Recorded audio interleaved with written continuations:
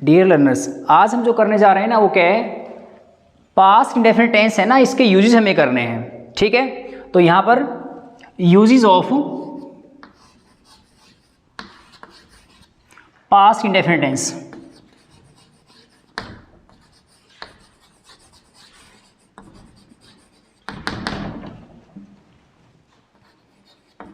ध्यान रखें, इससे पहले से कि हमने जो तैयार किया है किसको, पास्ट इंडेफिनिट टेंस को, उसमें हमने सिर्फ सेंटेंस स्ट्रक्चर्स के बारे में पढ़ा है। और आज हम करेंगे क्या कि जो पास्ट इंडेफिनिट टेंस है ना, इसका इस्तेमाल हम कहाँ कहाँ करते हैं। इसका अर्थ क्या है कि पास्ट इंडेफिनिट टेंस के आपको यूजेस करने हैं आज के इस लेक्चर के दौरान, इनको सीखना है। ठीक है, तो यहाँ पर सबसे पहले पास्ट इंडेफिनिट टेंस को लेकर के जो फर्स्ट वन यूज है ना, उसमें हम क्या करेंगे, देखो अलग अलग से अपने ग्रामर की जो बुक्स है ना, उसमें अलग अलग तरह से दिया गया है। Past indefinite tense is used to denote an action that completed in the past.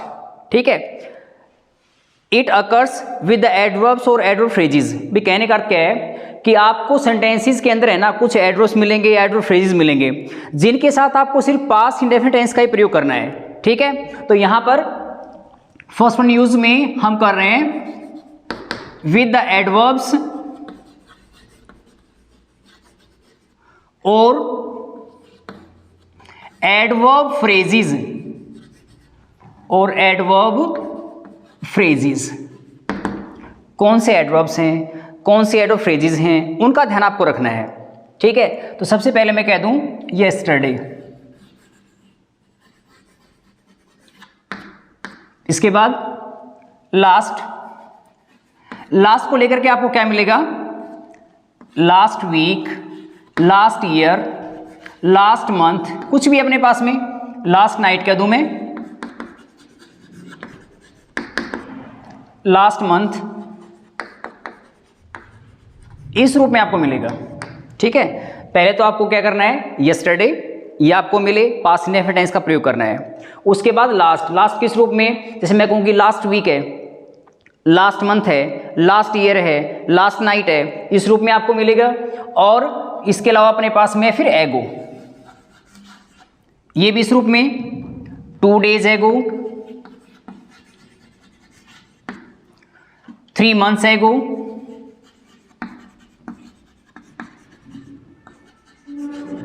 Etcetera, इस रूप में मिलना आपको ये। ठीक है, जैसे आपके पास इस तरह से यस्टरडे, लास्ट या एगो अगर सेंटेंसेस के अंदर आपको मिले तो वहां पर आपको इस्तेमाल करना है पास्ट इंडेफिनिट टेंस का। For example, he wrote an article yesterday।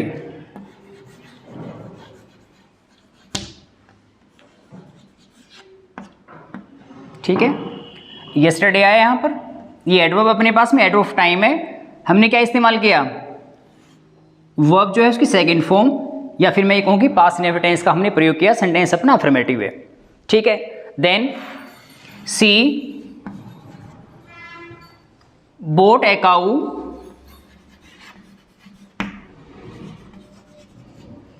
two days ago। 2 days ago। ठीक है, एगो आया अपने पास में, यहां पर क्या इस्तेमाल किया हमने, पास्ट इंडेफिनिट टेंस का प्रयोग किया, वर्ब की सेकंड फॉर्म यहां पर आ रही है। ठीक है, फिर it rained heavily last night, last night. ठीक है, यहां पर क्या है, वर्ब की सेकंड फॉर्म आ रही है, यहां वर्ब की सेकंड फॉर्म आ रही है, यहां हमने सेकंड फॉर्म का इस्तेमाल किया। ये तीनों ही सेंटेंसेस है ना अपने एफर्मेटिव है, इसलिए हमने यहां पर इस्तेमाल किया किसका, वर्ब की सेकंड फॉर्म का। ठीक है, अगर ये सेंटेंसेस अपने नेगेटिव होते तो वहां पर हम क्या करते, डिड नॉट और उसके बाद फर्स्ट फॉर्म आ जाती, सेंटेंस बनता नेगेटिव। किसमें, पास्ट इंडेफिनिट टेंस के अंदर। क्यों इस्तेमाल कर रहे हैं पास्ट इंडेफिनिट टेंस, क्योंकि हमारे पास में यहाँ पर जो दिए गए ना अपने पास में एडवर्ब्स आ रहे हैं, अपने पास में चाहे यस्टरडे है, लास्ट है, एगो है, हम इनके साथ में इस्तेमाल कर रहे हैं पास्ट इंडेफिनिट टेंस का। कर लोगे सभी। इसके बाद सेकेंड वन जो यूज अपने पास में है ना, उसमें हमें क्या करना है, past indefinite tense is used in the sentences in which year is preceded by in. ध्यान रखना, पास्ट इंडेफिनिट टेंस का हम प्रयोग करते हैं, कहां प्रयोग करते हैं, इस तरह के ऐसे वाक्य जिनके अंदर आपको इन मिले, IN इन, और उसके बाद ईयर आ जाए। ईयर का अर्थ है सन, ठीक है, ध्यान रखना। सेकंड जो यूज है ना, उस सेकंड यूज के अंदर आपको क्या करना है, in the sentences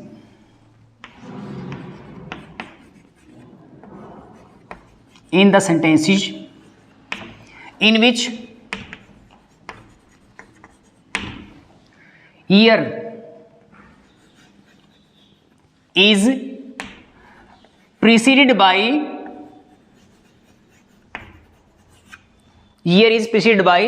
in, in। ध्यान से सुनो सभी। जैसे मैं ये कहना चाहता हूं कि इस तरह के ऐसे वाक्य जिनके अंदर क्या है, आपको ईयर मिले, ईयर का अर्थ है सन। जैसे मैं कह दूं 1947, 1962, 1971, ठीक है, ये तो अपने पास में ईयर है भाई। किसी वाक्य के अंदर आपको इस तरह का स्ट्रक्चर मिलता है कि जहां पर ईयर दे रखा है, सन है, और उससे पूर्व आपको क्या मिले, इन, यहां भी इन, और इसके अंदर ये भी इन। अगर ये स्ट्रक्चर आपको मिलता है तो इस तरह से ऐसे जो वाक्य होंगे उनके अंदर हमें इस्तेमाल करना है पास्ट इंडेफिनिट टेंस का, ठीक है। For example, India got freedom, India got freedom इन 1947। अब हमने यहां पर गेट की सेकंड फॉर्म इस्तेमाल की, पास्ट इंडेफिनिट टेंस बन रहा है। क्यों? क्योंकि इस सेंटेंस के अंदर हम देख रहे हैं कि इन जो है ना, इसका इस्तेमाल हुआ है किससे पहले, ईयर से पहले, ठीक है। देन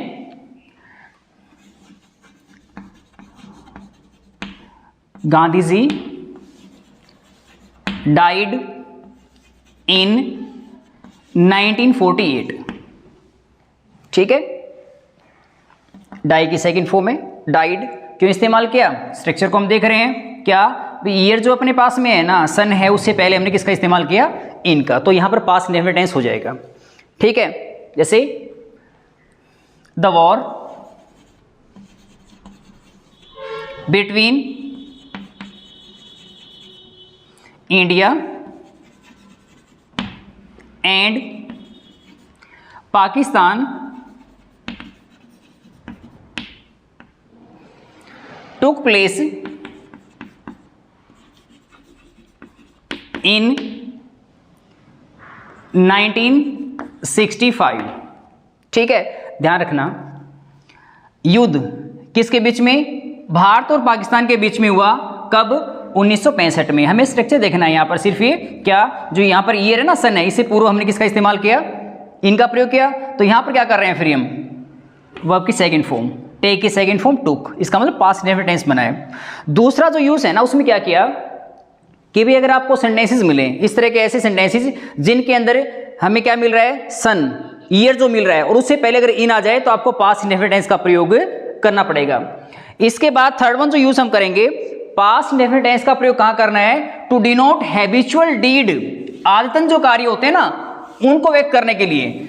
और कहां पर आदतन कार्य, इन द पास्ट, अतीत में। या मैं ये कह दूं कि जिस तरह से हम प्रेजेंट इंडेफिनिट टेंस में हैबिचुअल डीड को, हैबिचुअल डीड इसका मतलब आतन जो कार्य उसको व्यक्त करने के लिए प्रेजेंट इंडेफिनिट टेंस का प्रयोग कर रहे हैं, यहां पर पास्ट इंडेफिनिट टेंस का प्रयोग करेंगे, कहां पर, habitual deed in the past, ठीक है। तो यहां पर थर्ड वन जो यूज है ना अपने पास में, to denote habitual deed, to denote habitual deed, ये डीड का कार्य होता है, in the past, in the past.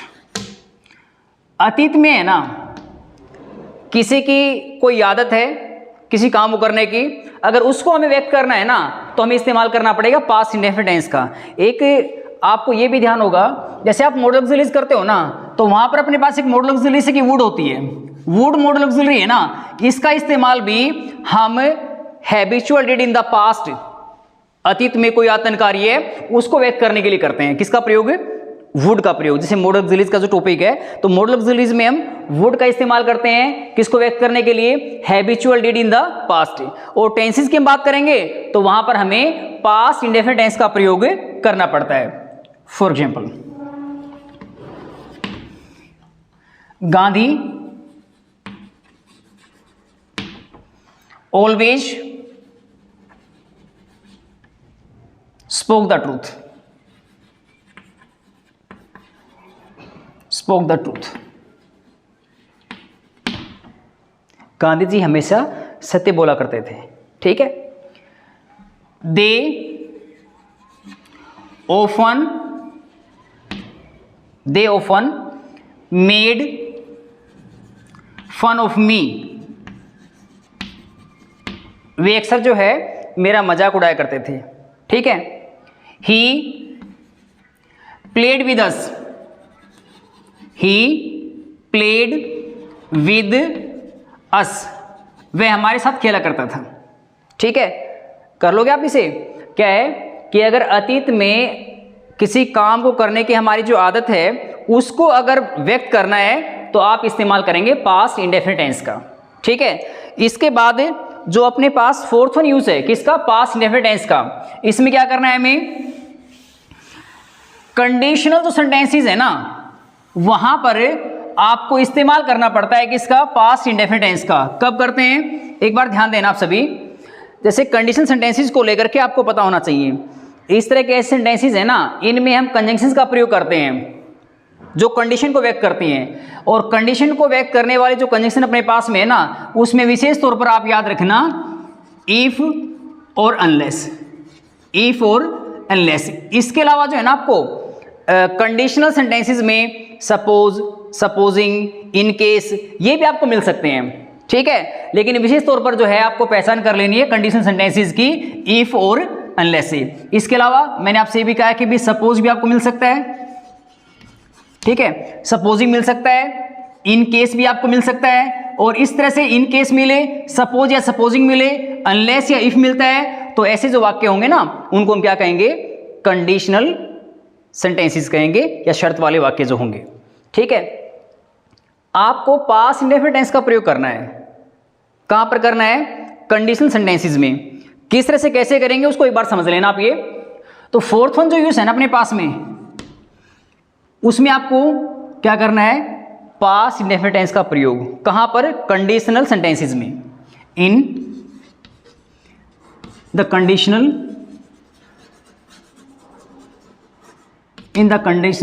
Sentences. कहां पर करेंगे, शर्त वाले वाक्यों में। देखो मैं आपको बता दूं, ये जो शर्त वाले वाक्य मैं कह रहा हूं ना, वैसे अगर देखा जाए तो स्ट्रक्चर के आधार पर इस तरह के ऐसे जो वाक्य होते हैं ना उनको कॉम्प्लेक्स सेंटेंसेस बोलते हैं, जहां पर आपको एक प्रिंसिपल क्लोज से मिलेगा और साथ में सबऑर्डिनेट मिलेगा। तो जो कंडीशन वाला है ना, कंडीशन क्लोज में इसको कह रहा हूं, वो सबऑर्डिनेट क्लोज होता है, ठीक है। वो क्या है, सबऑर्डिनेट क्लोज है। For example, if they played well, comma, they would win the match, they would win the match। अब ध्यान देना, आप इसको एक दूसरे तरीके से और समझ लें। ये अपने पास में है ना, जैसे कंडीशनल क्लोज है, ये सबऑर्डिनेट क्लोज, ठीक है, ऐसी है भाई ये, या फिर मैं इसको कंडीशनल क्लोज भी कह दूं, ठीक है। यहां पर अपने पास ये जो है ना, इसको मैं कहूंगा पीसी, प्रिंसिपल क्लोज, ठीक है, प्रिंसिपल क्लोज, या फिर मैं इसे कह सकता हूं मेन क्लोज या फिर इंडिपेंडेंट क्लोज। ये अपने पूर्ण अर्थ या भाव के लिए किसी अन्य क्लोज के ऊपर निर्भर नहीं होता है, ठीक है। तो यहां क्या है, आपको एक तो सबऑर्डिनेट क्लोज मिल गया, एक अपने पास में क्या, principal main clause, principal clause main clause या फिर इंडिपेंडेंट क्लोज मिल रहा है। तो इन दोनों को हम एक साथ अगर रखेंगे ना किसी वाक्य के अंदर, तो वहां पर क्या बन रहा है, ये कॉम्प्लेक्स सेंटेंस बनता है, मिश्रित वाक्य बनता है, ठीक है। तो यहां इसको समझने के लिए कैसे करेंगे हम, कि अगर अपने पास में ना जो प्रिंसिपल क्लोज है, उस प्रिंसिपल क्लोज में पास्ट मॉडल ऑक्सिलरी, जैसे विल का पास्ट वुड होता है, कैन का पास्ट अपने पास क्या होता है, कुड, मे का पास्ट क्या होता है अपने पास में, माइट। यदि आपको प्रिंसिपल क्लोज में पास्ट मॉडल ऑक्सिलरी के बाद आपको क्या मिल रहा है, वर्ब की फर्स्ट फॉर्म, क्योंकि मॉडल ऑक्सिलरी है तो फर्स्ट फॉर्म तो आनी है उसके बाद में। यदि प्रिंसिपल क्लोज में पास्ट मॉडल ऑक्सिलरी के बाद आपको वर्ब की फर्स्ट फॉर्म मिल रही है, तो कंडीशनल जो क्लोज है ना उसमें आपको इस्तेमाल करना पड़ेगा किसका? पास्ट इंडेफिनिट टेंस का इस्तेमाल करना पड़ेगा। पास्ट इंडेफिनिट टेंस का आप इस्तेमाल करेंगे। एक एग्जांपल और लेते हैं, ठीक है। If he worked hard, comma, he would pass the examination। अब यहां पर देखें आप, ये पास्ट मॉडल ऑक्सिलरी है और पास्ट मॉडल ऑक्सिलरी के बाद फर्स्ट फॉर्म आ रही है, तो यहां पर कंडीशनल क्लोज में आपने इस्तेमाल किया पास्ट इंडेफिनिट टेंस का आप इस्तेमाल करेंगे, ठीक है। हो जाएगा यहां तक। अब क्या था, जो फोर्थ वन यूज है ना अपना, इस फोर्थ वन यूज में आपने देखा है कि भी कंडीशनल क्लोज के अंदर, कंडीशनल क्लोज में क्या है, ये अपने पास में कंडीशनल वाला क्लोज है, तो यहां पर क्या है, पास्ट इंडेफिनिट आया, यहां भी पास्ट इंडेफिनिट टेंस का प्रयोग किया। कब किया हमने? जब हमें यहां पर पास्ट मॉडल ऑक्सिलरी के बाद में, पास्ट मॉडल ऑक्सिलरी के बाद क्या मिल रहा है, फर्स्ट फॉर्म मिल रही है, तब हमने प्रयोग किया है कि इसका पास्ट इंडेफिनिट टेंस का प्रयोग किया है, ठीक है। इसके बाद पास्ट इंडेफिनिट टेंस के अंदर अपना जो नेक्स्ट वन यूज है ना, वो बहुत ही महत्वपूर्ण है और अपने कंप्यूटर एग्जाम्स होते हैं ना उनके अंदर ही आता भी है। तो कई दफा क्या है, बच्चे जब उसको करते हैं ना तो गलतियां काफी कर देते हैं भाई, ध्यान रखना। जैसे कंप्यूटर एग्जाम्स है ना, उनके पॉइंट ऑफ व्यू से देखा जाए तो ये यूज काफी महत्वपूर्ण है, कंडीशनल वाला भी है और साथ में अब जो हम कर रहे हैं, ठीक है, हम ग्रामर के अनुसार नहीं चल करके आपके लिए भाई इस तरह से ऐसे करें उसको कि आप कभी उसको भूले भी नहीं, ठीक है। तो यहां पर अपने पास जो फिफ्थ वन यूज है ना, इसमें क्या करना है, जैसे बच्चों से कहा था कि बिफोर और आफ्टर, वैसे बिफोर आफ्टर के अपने पास में सबऑर्डिनेट कंजंक्शन है, ये बिफोर और आफ्टर, ठीक है। बिफोर का अर्थ क्या है, पहले, और आफ्टर का अर्थ है बाद में, ठीक है। तो यहां इनका यूज हमें कैसे करना है पास्ट इंडेफिनिट टेंस में, ये भी ध्यान रखें आप। ये जैसे अपने पास में है ना कोई सेंटेंस होगा और उस सेंटेंस के अंदर में क्या मिल रहा है, कंजंक्शन, यहां पर अपने पास बिफोर और यहां अपने पास में आफ्टर, ठीक है। बिफोर का अर्थ क्या है, पहले, तो पहले यहां पर, ठीक है। और आफ्टर का अर्थ क्या है, बाद में, तो बाद में यहां पर। क्या, जैसे आपको सेंटेंस मिलेगा कॉम्प्लेक्स, इसका मतलब यहां पर ये जो है ना, यहां से मैं शुरुआत कर रहा हूं, तो ये जो अपने पास क्लोज बनेगा ना, ये तो बनेगा एससी, और यहां पर फिर इससे पहले ये बनेगा अपने पास में प्रिंसिपल क्लोज। सेंटेंस कैसा बन जाएगा, पीछे बताया हमने, कॉम्प्लेक्स सेंटेंस बनेगा, मिश्रित वाक्य बनेगा, ठीक है। यहां भी क्या है, अपने पास आफ्टर है, सबऑर्डिनेट कंजंक्शन है, तो यहां इसके बाद ये तो अपने पास क्या बना, सबऑर्डिनेट, और इससे पहले अपने पास में क्या आ जाएगा, फिर ये पीसी प्रिंसिपल। अब पीसी और एससी को अगर है ना हम दोनों को इकट्ठा रखें एक सेंटेंस में, तो अपने पास सेंटेंस कैसा बने, फिर ये कॉम्प्लेक्स सेंटेंस बनेगा। क्या बनेगा, कॉम्प्लेक्स सेंटेंस। अब देखो बिफोर का अर्थ क्या था, पहले, तो पहले तो आपको इस्तेमाल करना है पास्ट परफेक्ट, ठीक है। क्या करेंगे, पास्ट परफेक्ट, इसका मतलब हैड और उसके बाद वर्ब की थर्ड फॉर्म, ठीक है। तो इसके बाद में आ जाएगा यहां पर पास्ट इंडेफिनिट, क्या आएगा, पास्ट इंडेफिनिट, ठीक है। आफ्टर का अर्थ क्या है, बाद में, तो बाद में क्या है, आपको बाद में परफेक्ट लेना है, इसका मतलब हैड और उसके बाद वर्ब की थर्ड फॉर्म, तो फिर यहां आफ्टर से पहले यहां पर क्या करेंगे, फिर पास्ट इंडेफिनिट हो जाएगा, पास्ट इंडेफिनिट, ठीक है। एक बार ध्यान रखना, बिफोर और आफ्टर, बिफोर पहले, तो पहले परफेक्ट है और बाद में क्या इस्तेमाल कर रहे हैं, इंडेफिनिट का इस्तेमाल कर रहे हैं। उसके बाद क्या अपने पास में आफ्टर, इसका मतलब बाद में, तो बाद में परफेक्ट आ जाएगा और पहले क्या हो जाएगा, indefinite. For example,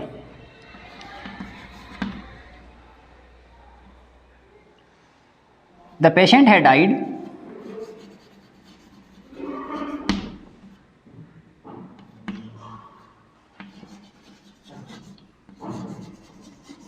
before the doctor केम। यहां देखना अभी बिफोर मिल रहा है हमें, इसका मतलब पहले, तो पहले इस्तेमाल किया हमने पास्ट परफेक्ट का, जिसमें हेड और उसके बाद उनकी थर्ड फॉर्म आ रही है। बाद में क्या किया हमने, पास्ट इंडेफिनिट टेंस का प्रयोग किया, वर्ब की सेकंड फॉर्म यहां पर आ रही है, ठीक है। उसके बाद दे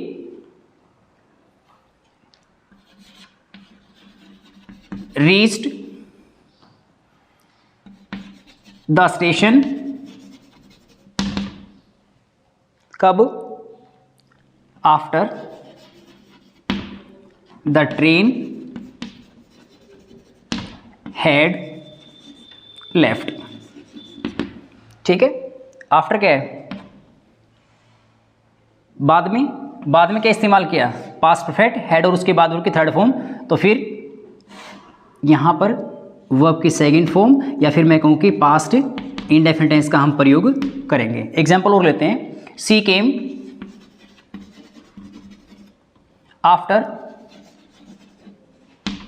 हर father had gone to the market. ठीक है, क्या है अपने पास में, ठीक है, यहां पर आफ्टर पास्ट परफेक्ट लगेगा बाद में, यहां पर क्या है, पास्ट इंडेफिनिट टेंस का हमने प्रयोग किया। अब ध्यान देना, जब हम पास्ट इंडेफिनिट टेंस की बात करते हैं और वहां पर हमें जैसे बिफोर आफ्टर को लेकर के एक यूज बताया जाता है, तो उसका ध्यान रखना है कि बिफोर का अर्थ क्या है, पहले, तो पहले तो आपको इस्तेमाल करना है परफेक्ट, पास्ट परफेक्ट, और बाद में क्या आ जाएगा अपना पास्ट इंडेफिनिट। ठीक है, उसके बाद आफ्टर का बाद में, तो बाद में आपको इस्तेमाल करना है पास्ट परफेक्ट और पहले क्या आ जाएगा अपना पास्ट इंडेफिनिट। इस तरह से आपको पास्ट इंडेफिनिट टेंस को लेकर के है ना सिर्फ ये 5 यूज करने हैं। उसके बाद नेक्स्ट में अपना जो वीडियो है ना उसमें हम पढ़ेंगे किसके बारे में, पास्ट कंटिन्यूस टेंस जो है उसके बारे में, जहां पर उसके सेंटेंस स्ट्रक्चर्स भी होंगे और उसके बाद पास्ट कंटिन्यूस टेंस के यूजेस भी हमें करने हैं।